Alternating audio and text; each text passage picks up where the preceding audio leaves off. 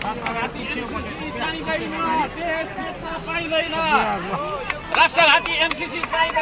देश बेच्न पाइँदैन। धन्यवाद उद्घोषक मित्र खगेन्द्र खतिवडाज्यू। विदेशी एमसीसीलाई भगाऊ, यो देशको रक्षा गर, नेपाल र नेपालीको रक्षा गर। ए बियोली याद राख, एमसीसी चाहिँदैन, देश बेच्न पाइँदैन। हर्क साम्पाङको आँसु लाग्छ। फेरि हर्क साम्पाङको एक दुईजनालाई आँसु लाग्दैछ, किनकि हर्क साम्पाङ देशभक्त।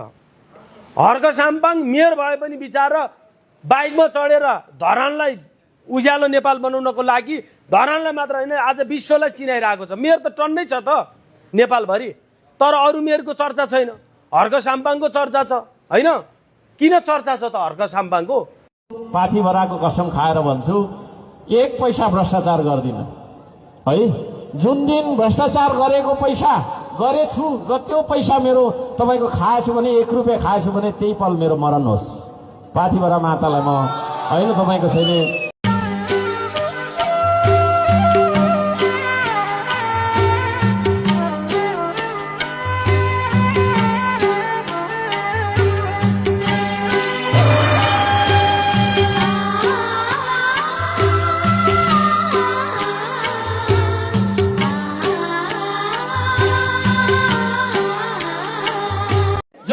भ्रष्टाचार गरेर खाऊ भन्छ, जो मान्छे विदेशी दलालले अलिकति मलाई पियोस् अनि म खाऊ भन्छ, जो मान्छेले बेथिती मचाएर अन्य अत्याचार गरेर अरूलाई लात्ताले हानेर अरूलाई कुटेर अरूको रगतमाथि टेकेर सत्ता हासिल गर्नु भन्छ, त्यस्तो मान्छेले मात्रै हो हर्क साम्पाङको विरोध गर्ने आदरणीय दाजुभाइ दिदीबहिनीहरू।